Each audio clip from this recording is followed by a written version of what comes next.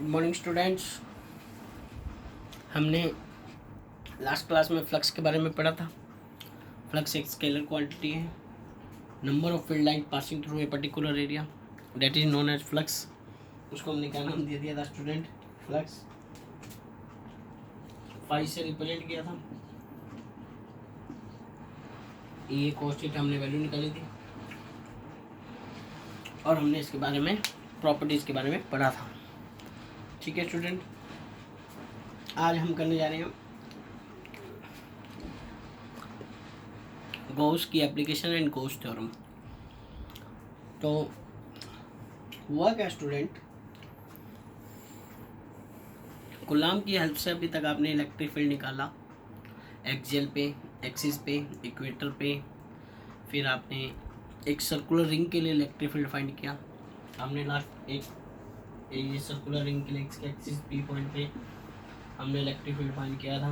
ये angle theta था, ये थीटा था, ये थीटा माना था, ये थीटा माना था। फिर इसको रिजोल्व कर रहा था दो कंपोनेंट में। तो हमने क्या नोटिस किया, इस टाइप के आगे कूलाम की हेल्प से इलेक्ट्रिक फील्ड फाइंड करने में हमें प्रॉब्लम फील हो रही थी, डायग्राम में दिक्कत आ रही थी, कंपोनेंट बनाने थे बच्चों को दिक्कत आ रही थी। तो एक मीटिंग हुई, वहाँ पर सभी साइंटिस्ट बैठे कि आगे हमें एक चार्ज वायर का रिंग इलेक्ट्रिक फील्ड फाइंड करना है, प्लेन शीट का हमें इलेक्ट्रिक फील्ड फाइंड करना है। ठीक है, और फिर एक सर्कुलर स्फेरिकल शेल का हमने इलेक्ट्रिक फील्ड फाइंड करना है। तो उन चीज़ों को फाइंड करने के लिए स्टूडेंट हमने गॉस की हेल्प ली और गॉस ने अपनी एक स्टेटमेंट दी और वो गॉस उसको हमने गॉस थ्योरम बोला। और गॉस थ्योरम की स्टेटमेंट क्या थी पहले हम उसको समझेंगे।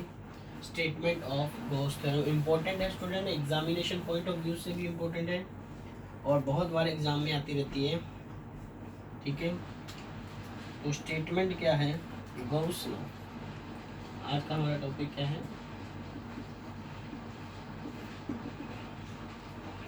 गॉस लॉ ने क्या बोला? इट्स स्टेट दैट, पहले हम समझेंगे, it's state that the total flux of the electric field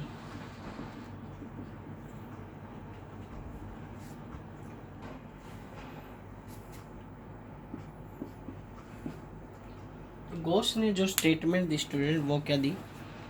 it's state that the total flux of the electric field, that is total flux of the electric field over any closed surface समझते हैं, is equal to 1/epsilon times the net charge enclosed by the surface।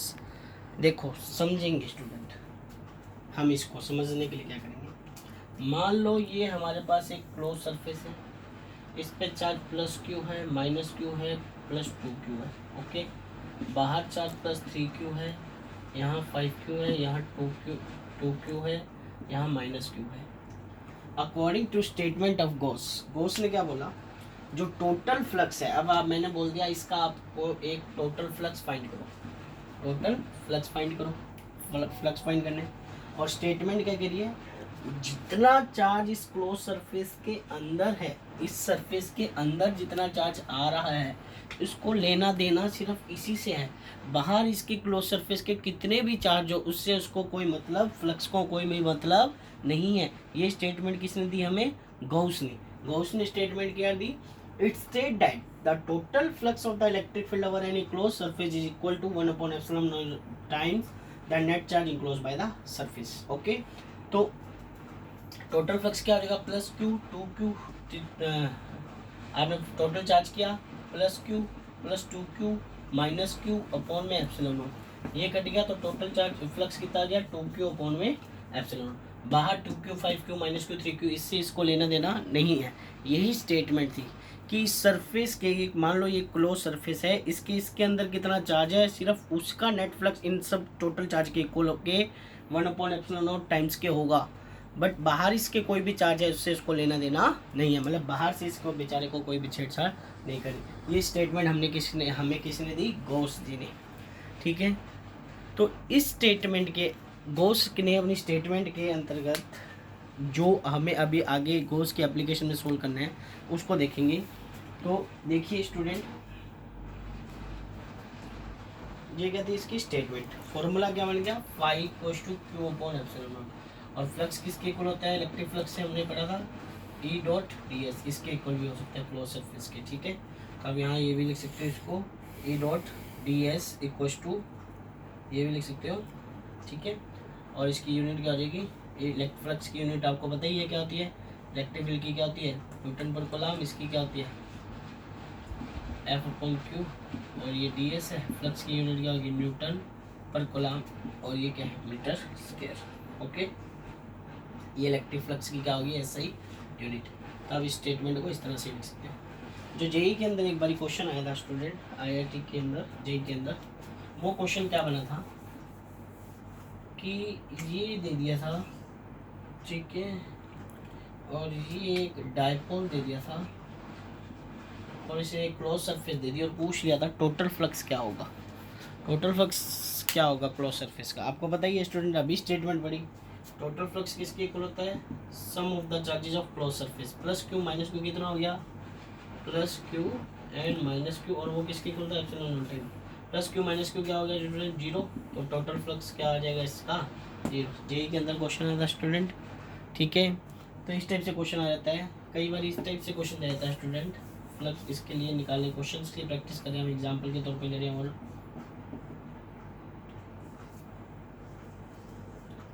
Minus Q plus Q, ये plus 3 Q, ये 2 Q.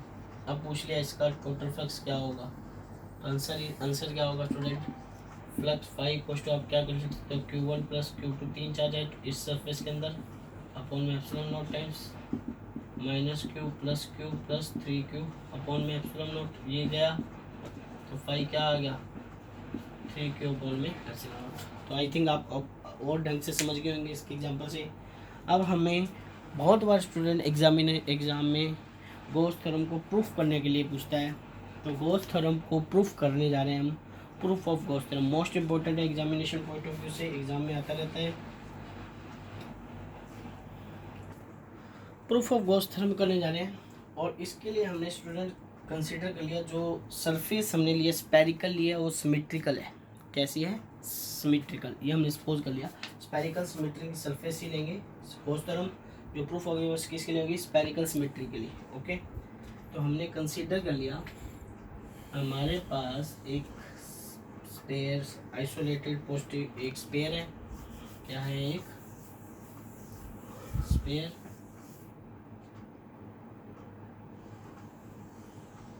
ठीक है, जिसके अंदर एक isolated positive charge plus Q situated है और सेंटर पॉइंट मान लिया इसका O, ठीक है स्टूडेंट, और इसकी रेडियस क्या होगी हमारे पास R, क्लियर, ठीक है।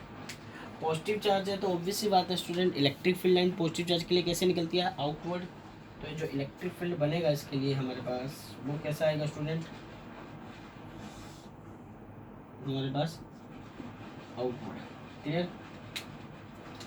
ये पॉइंट हमने कंसीडर कर लिया P point, where we wish to find electric field, जहाँ हम फाइंड क्या करना चाहते हैं प्रूव करना चाहते हैं इलेक्ट्रिक फील्ड। इतना एरिया स्टूडेंट हमने कंसीडर कर लिया, that is a small area, ठीक है। अब आप कहाँ से देख रहे हो स्टूडेंट, मैंने कहा था एरिया वेक्टर की डायरेक्शन कहाँ होगी टुवर्ड्स द आई, ऑब्जर्वर यहाँ से है वो इधर से देख रहे हैं इसको, तो एरिया वेक्टर की डायरेक्शन भी कहाँ होगी टुवर्ड्स द आई, आउटवर्ड होगी, परपेंडिकुलर होता है, तो ये एरिया वेक्टर कहाँ आएगा स्टूडेंट इसके परपेंडिकुलर, तो ये हमने ds परपेंडिकुलर बनाया, ठीक है। तो स्टूडेंट हमने गॉसियन सरफेस स्फेरिकल सिमेट्री थी, आइसोलेटेड पॉइंट चार्ज था, ठीक है, जिसकी रेडियस r है, इलेक्ट्रिक फील्ड पॉजिटिव चार्ज के लिए आउटवर्ड निकलेगा, is the small area consider किया, यहाँ से हम ऑब्जर्व कर रहे हैं तो एरिया वेक्टर टुवर्ड्स द आई होगा, तो ये ds हो गया, ये एरिया था और एरिया वेक्टर बनाने के लिए ds और ये एंड कैप इसकी डायरेक्शन को शो कर रहे हैं, ओके स्टूडेंट। तो हमें फाइंड करना है इलेक्ट्रिक फील्ड, गॉस थ्योरम से प्रूफ करना है फाई इक्वल्स टू क्यू, हमें जो प्रूफ करना है वो क्या प्रूफ करना है student phi equals to Q upon epsilon naught, ठीक है। तो P पॉइंट पर अगर हम इलेक्ट्रिक फील्ड फाइंड करें, electric field at P point.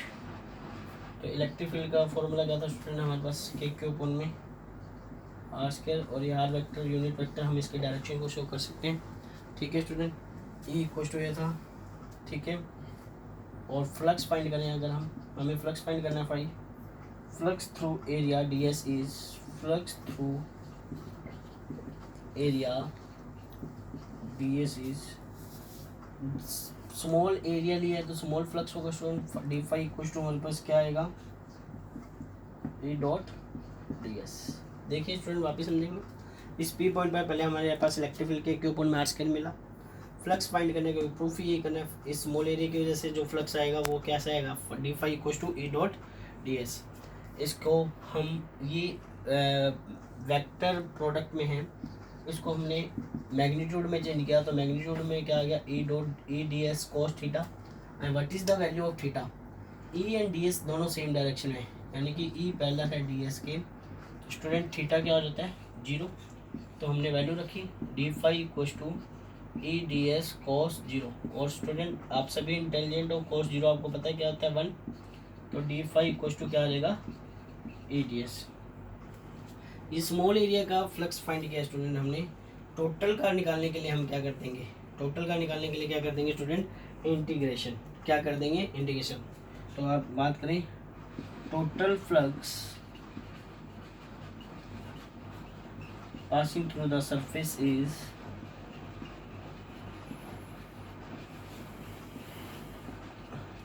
that is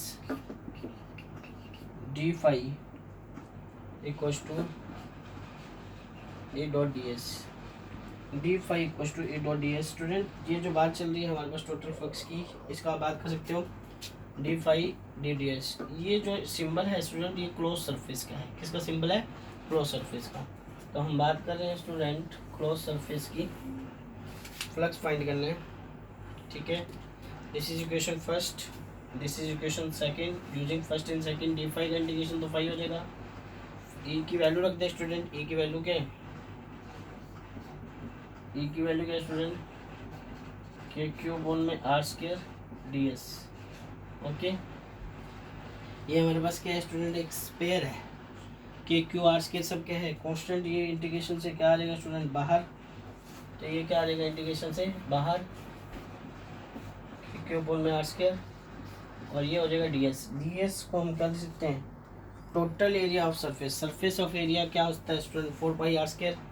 इसका इंटीग्रेशन कर दिया, that is D S total surface area, total surface area, और वो किसकी इक्वल हो जाएगा स्टूडेंट, 4 पाई आर स्क्वायर के, 4 पाई आर स्क्वायर के। तो हम इधर लिखेंगे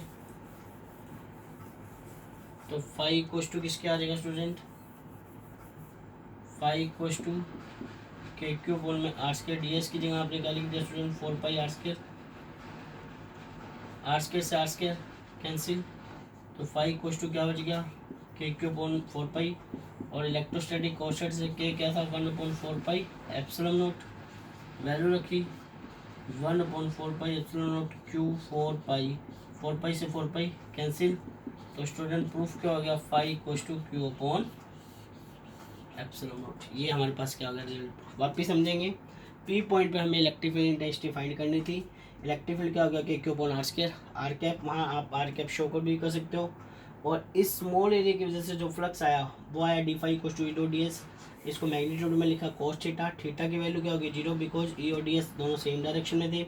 ये स्मॉल फ्लक्स था, पूरे का फ्लक्स फाइंड करना है, इस पूरे का फ्लक्स फाइंड करने के लिए हमने क्या कर दिया, इसका इंटीग्रेशन करने के बाद ये के क्यू कॉन्स्टेंट था बाहर ले लिया, डी एस को हमने ले लिया टोटल सरफेस एरिया, स्पेयर का एरिया क्या होता है 4 पाई आर स्क्वायर, वैल्यू रखी, के की वैल्यू क्या होती है 1/4 पाई एप्सिलॉन नॉट, 1/4 पाई से 4 पाई कैंसिल, तो फ्लक्स आपके पास ये गॉस थ्योरम क्या होगी स्टूडेंट, प्रूफ होगी। इसको स्पेरिकल सरफेस बनाइए, इसको आप गॉसियन सरफेस भी बोल सकते हो।